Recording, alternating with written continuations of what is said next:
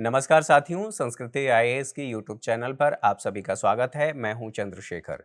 आज हम बात करने वाले हैं बादल फटने की घटनाओं के बारे में। इसका कारण क्या होता है, इससे समस्याएं क्या होती हैं और इसका समाधान हो सकता है या नहीं हो सकता है।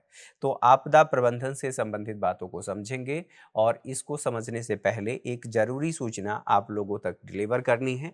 जरूरी सूचना कुछ इस प्रकार है। बीपीएससी के लिए एक फाउंडेशन कोर्स शुरू किया जा रहा है। 15 अक्टूबर 2023 से यह शुरू हो रहा है। फ़ी इसकी इतनी रखी गई है, अगर आप एक बार में फ़ी देने में सक्षम नहीं हैं, तो 3 ईएमआई किस्त में आप दे सकते हैं या 3 किस्तों में आप जमा कर सकते हैं। ये भी सुविधा यहाँ पर अवेलेबल है। इसके अलावा बात ये होती है कि इस कोर्स में क्या-क्या बातें शामिल हैं। तो यहाँ पर 500 से अधिक घंटों की कक्षाएँ होंगी। साथ ही साथ यहाँ जो वैधता है 1 वर्ष तक की होगी, असीमित बार देखने की सुविधा भी होगी। प्रतिदिन की बात करें तो प्रतिदिन 2 कक्षाएं चलेंगी, नियमित क्लास टेस्ट भी होगा ताकि आप जो कुछ भी पढ़ रहे हैं उसको आप समझ सकें और अपना मूल्यांकन आप कर सकें। इसके अलावा प्रत्येक विषय और खंड के प्रिंटेड क्लास नोट्स भी आप लोगों को दिए जाएंगे ताकि आपके पास एक ठोस मटेरियल रहे, आप जब चाहें इसे रिवाइज कर लें। ठीक है, तो इन बातों को समझने के बाद अब ये बात आती है कि आप कैसे इसे प्राप्त करेंगे। तो इस नंबर पर आप कॉल कर सकते हैं, ये व्हाट्सएप नंबर है। इस नंबर पर आप अपनी डिटेल भेज सकते हैं, हमारी कॉलिंग टीम आपको खुद कांटेक्ट कर लेगी। इसके अलावा sanskrithias.com पर भी जा सकते हैं और उससे संबंधित जानकारी ले सकते हैं।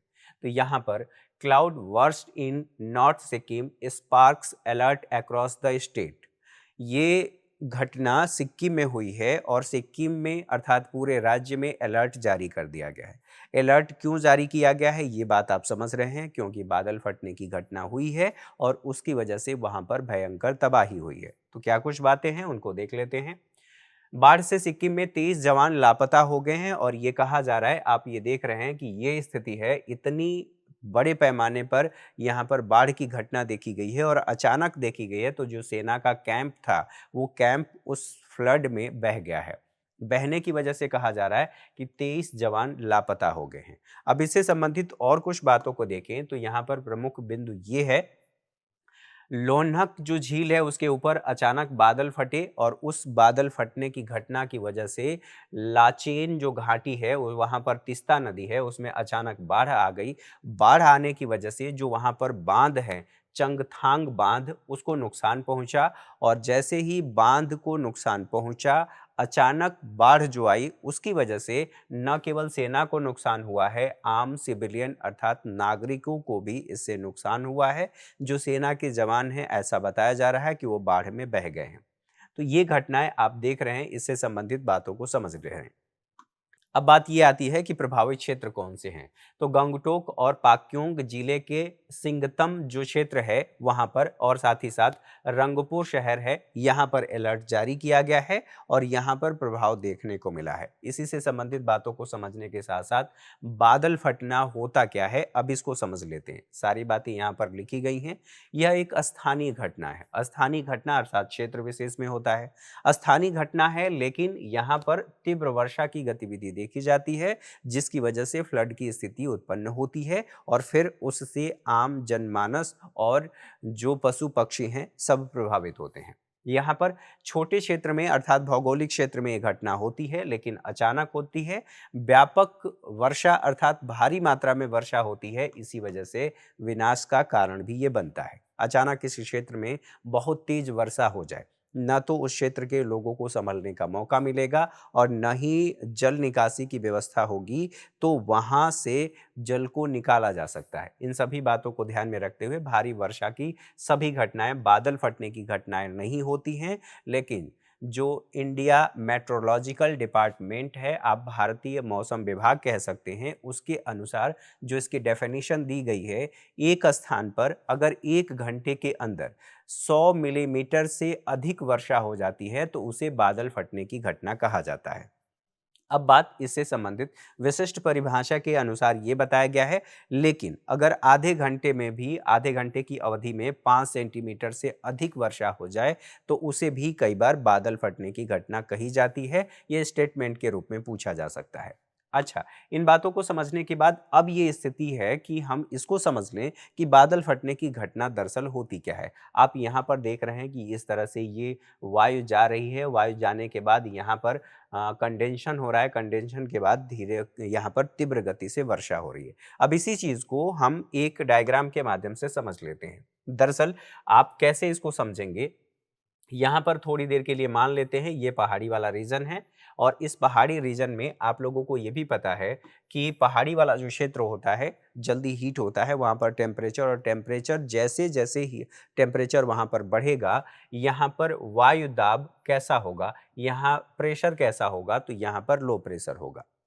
लो प्रेशर क्यों है? क्योंकि यहाँ पर टेम्परेचर ज़्यादा है, टेम्परेचर ज़्यादा होने की वजह से यहाँ जो वायु है गर्म होकर के ऊपर उठ जाती है। तो वायु जब यहाँ से ऊपर उठ रही है, स्वाभाविक सी बात है यहाँ पर लो प्रेशर होगा। अब दूसरी स्थिति यहाँ पर देख लेते हैं। थोड़े समय के लिए मान लेते हैं ये समुद्री क्षेत्र है। यहाँ पर क्या होगा? यहाँ हाई प्रेशर होगा, उच्च दाब होगा, जिसे एचपी आप कहते हैं। तो जब हाई प्रेशर होगा, वायु यहाँ से ऊपर उठ चुकी है, तो यहाँ से वायु की जो गति होगी कुछ इस प्रकार से होगी और यहाँ पर आने के बाद ये धीरे-धीरे ऊपर उठेगी और ऊपर उठने के बाद ये जो क्षेत्र है ये जलीय क्षेत्र है। आप इसको जलीय क्षेत्र ऐसे समझ लीजिए। यहाँ पर भी सूर्य का प्रकाश पड़ रहा है और सूर्य का प्रकाश पड़ने की वजह से यहाँ पर वेपराइजेशन हो रहा है और ये वेपराइजेशन जो धीरे-धीरे गर्म होकर के यहाँ पर जा रही है और गर्म होते-होते जो ये ढाल है, इस ढाल के सहारे ये ऊपर जा रही है और ऊपर जा कर के ये जो बादल हैं, आप ऐसे कह सकते हैं जल वाष्प की बूंदें यहाँ पर संघनित हैं, बहुत ज़्यादा संघनन है, अर्थात यहाँ पर डेंसिटी उनकी ज़्यादा है। जैसे ही ऊपर जाएँगे, ऊपर जाने के बाद इनका प्रसरण होगा। प्रसरण का मतलब है त होता है फैलना, और क्योंकि यहाँ पर डेंसिटी कम है और जब ये प्रसरण होगा अर्थात ऊपर जाकर के ये फैलेंगे, फैलने के बाद धीरे-धीरे ये वायु ठंडी होगी और ठंडी होने के बाद जिसे आप कहते हैं कि एक ऐसी स्थिति होती है कि जो वर्षा की बूँदें हैं या छोटे-छोटे ज जल वाष्प की बूँदें, यहाँ पर वर्षा नहीं, जल वाष्प की बूँदें आपस में मिलने लगेंगी। आप इसको ऐसे भी कह सकते हैं, एक टेबल पर आप यहाँ पर 1 बूँद और यहाँ पर 1 बूँद कर दीजिए, 1 बूँद पानी गिरा दीजिए, दोनों को मिलाने की आप कोशिश करेंगे तो आप देखेंगे कि दोनों जो बूँद है एक साथ मिलकर के एक बड़ी बूँद बन गई है। कुछ यही स्थिति यहाँ पर होती है। यहाँ पर चूँकि ऊपर जाने के बाद प्रसरण होगा, ठंडी होगी वायु और ठंडी होने के बाद जो जल की बूँदें हैं वो आपस में मिलेंगी और आपस में मिलने के बाद ये बड़ी रूप लेंगी। बड़ी रूप लेने के बाद इनका दबाव ज़्यादा हो जाएगा और जैसे ही दबाव यहाँ पर ज़्यादा हो जाएगा, अनुकूल परिस्थितियाँ होंगी और अनुकूल परिस्थितियाँ होने के बाद अचानक से ये जो बादल है उसको रोक नहीं पाएगा और बादल फटने का मतलब सीधा बहुत तेज़ी से यहाँ पर वर्षा होगी, तो इसे ही कहा जाता है बादल फटना। और जैसा कि आईएमडी की परिभाषा के अनुसार बताया गया कि किसी क्षेत्र विशेष में ये घटना होती है। अब सवाल ये होता है कि इसी क्षेत्र विशेष में क्यों होगा? यहाँ पर आप देखेंगे टेम्परेचर ज़्यादा होगा और टेम्परेचर ज़्यादा होने के साथ-साथ ये जो वायु है, इसके सहारे अचानक से ऊपर जाती है और तेज़ी से ऊपर जाने के बाद यहाँ पर उपर्युक्त परिस्थितियाँ बन जाती हैं और उस वजह से यहाँ पर वर्षा होता है। तो आप सिक्किम की बात कर लीजिए, उत्तराखंड की बात कर लीजिए, हिमाचल प्रदेश की बात कर लीजिए, इन क्षेत्रों में ये घटनाएँ ज़्यादा होती हैं। अब इसी से संबंधित और बातें यहाँ पर बताई गई हैं। आप देखिए यहाँ से ऐसे वायु जा रही है, कंडेंशन हो रहा है, कंडेंशन होने के बाद यहाँ पर जो एक बादल बना है, इस बादल से अचानक तीव्र गति से वर्षा यहाँ पर हो रहा है। इसी को कहा जा रहा है कि यह बादल फटने की घटना है। साथ ही साथ आप यहाँ पर भी देखेंगे इससे संबंधित बातें बताई गई हैं कि कैसे ये चरणबद्ध तरीके से होता है, ऊपर जाने के बाद और फिर अचानक तीव्र वर्षा होती है। सारी बातें यहाँ पर जो हमने सामान्य भाषा में समझा, वो बातें बताई गई हैं।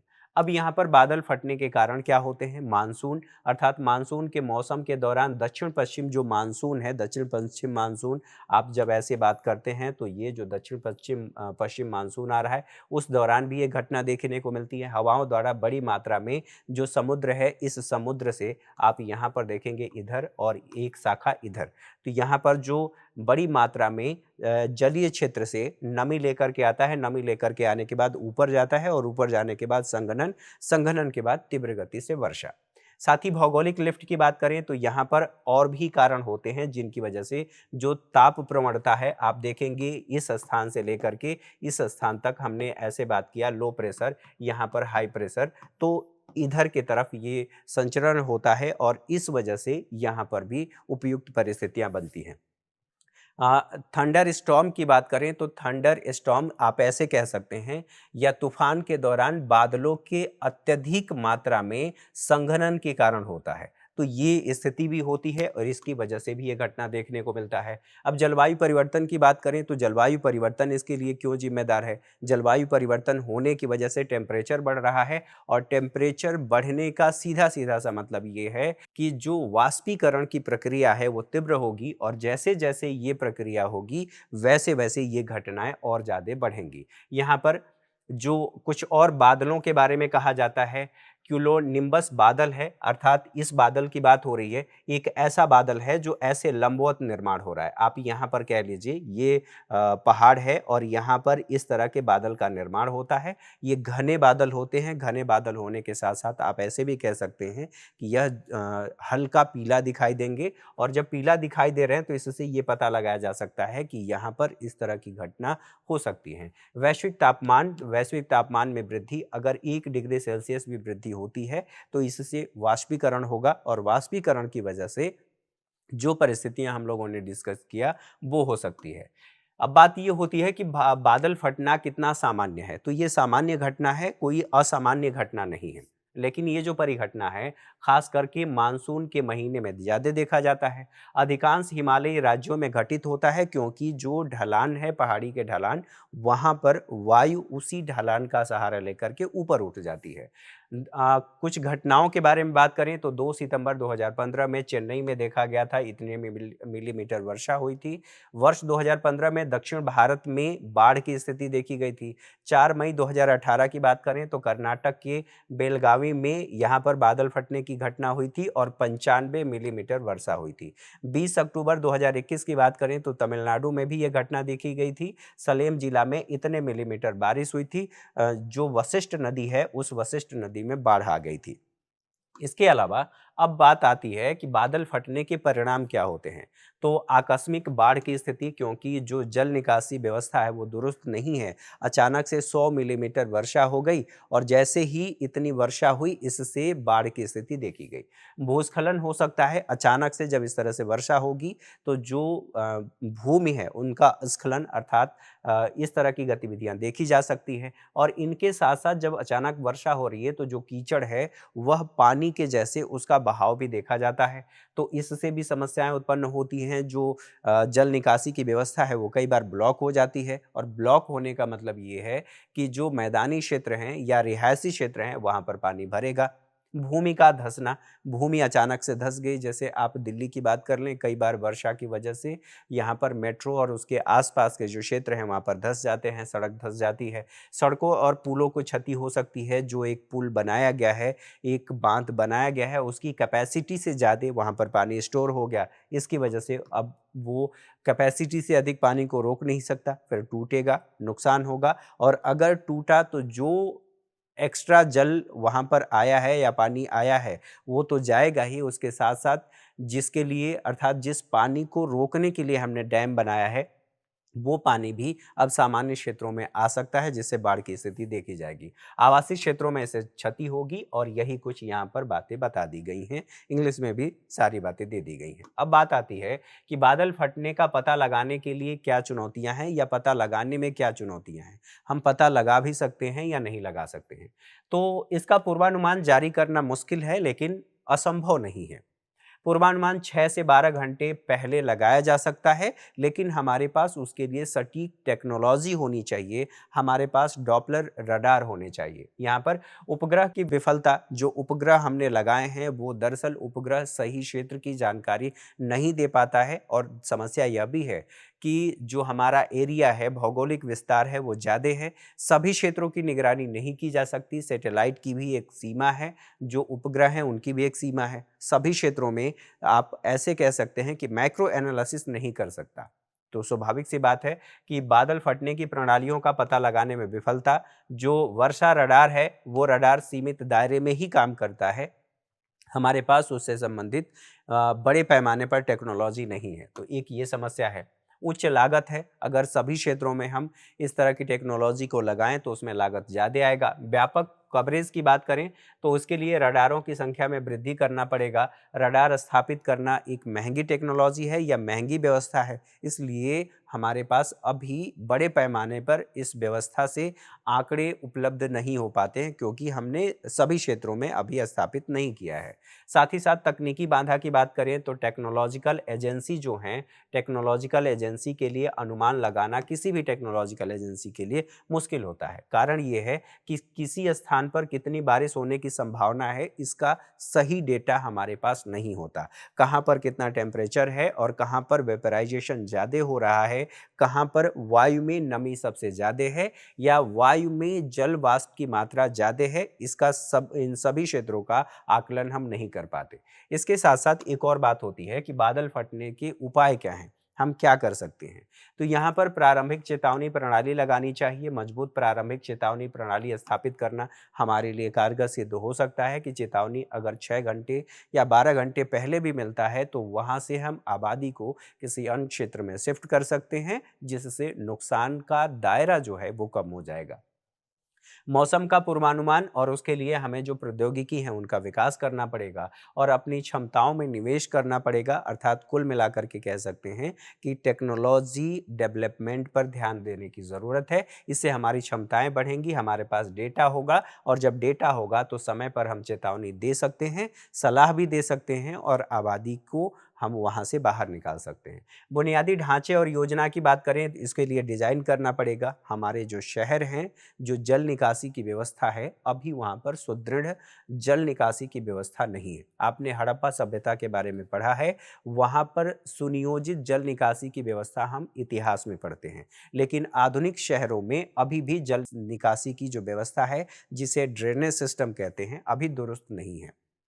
आप ऐसे कैसे कह सकते हैं कि बेतरतीब घर बने हैं और कई तो ऐसे क्षेत्रों में बन गए हैं जो जल निकासी का क्षेत्र था। स्वाभाविक सी बात है, ड्रेनेज सिस्टम प्रभावित हुआ है, तो शहरी नियोजन बुनियादी ढांचे का विकास करना होगा, जल निकासी की समुचित व्यवस्था करनी होगी, हमें तालाब बनाने होंगे और जो तालाब भर दिए गए हैं उन तालाबों को पुनर्जीवित करना होगा, ताकि इस तरह की फ्लड के सिचुएशन में उनकी कैपेसिटी वहाँ पर बढ़ सके और उन क्षेत्रों में इस तरह की समस्याएं ना हो। इसका हमें दोहरा लाभ मिलेगा। एक तो हम इस तरह की समस्याओं से बच सकते हैं, उसका प्रभाव कम हो सकता है, और दूसरा भूजल रिचार्ज हम कर सकते हैं। तो बाढ़ के अवरोधों का भी हम निर्माण कर सकते हैं, तालाबों का निर्माण करके। साथ ही साथ बाढ़ नियंत्रण और प्रबंधन पर भी हमें ध्यान देना होगा। जल प्रवाह का विनियमन करना होगा, जैसे बांध बना दें हम, तटबंध बना दें, बाढ़ के चैनल बना दें और चैनल के ज़रिए हम पानी की निकासी की व्यवस्था कर दें। अगर ऐसी स्थिति होती है तो बांध काफ़ी हद तक कारगर होगा।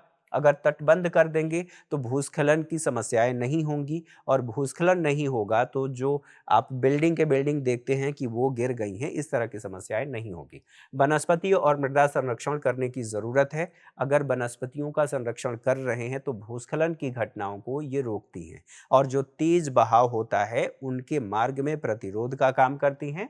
तो जो पहाड़ी क्षेत्र हैं वहाँ पर हमें वनीकरण को बढ़ावा देना होगा, ताकि जो इस तरह की भूस्खलन की समस्याएं हैं उन जोखिम को कम कर सके। साथ ही साथ यहाँ पर सार्वजनिक जागरूकता भी फैलाने की ज़रूरत है, और इस दिशा में हमें शिक्षा को भी बढ़ावा देने की ज़रूरत है। आवश्यक जानकारी हम दे सकते हैं, सावधानियां बता सकते हैं कि क्या करना चाहिए। सार्वजनिक जागरूकता के लिए हमें अभियान चलाना चाहिए। आप ऐसे कर सकते हैं कि कुछ क्षेत्रों में जा करके कुछ नुक्कड़ नाटक के माध्यम से लोगों को अवेयर करें कि अगर ये स्थिति होती है तो हमें कैसे बचना चाहिए। साथ ही निकासी मार्ग, आपातकालीन जो संपर्क नंबर है, कहाँ से निकल सकते हैं, अगर कोई इस तरह की आपदा होती है तो सेफ जोन कौन सा है निकलने के लिए। आपातकालीन संपर्क नंबर होना चाहिए कि किस नंबर पर आप संपर्क करके जो टीम है, एनडीआरएफ की टीम, आप उसे बुला सकते हैं। भारी वर्षा के दौरान सुरक्षित जो प्रथाएं हैं, कौन कौन सी प्रथाओं का आप पालन कर सकते हैं, उसकी जानकारी देना ज़रूरी है। आपदा की तैयारी के लिए हमें 3 काम करना पड़ेगा।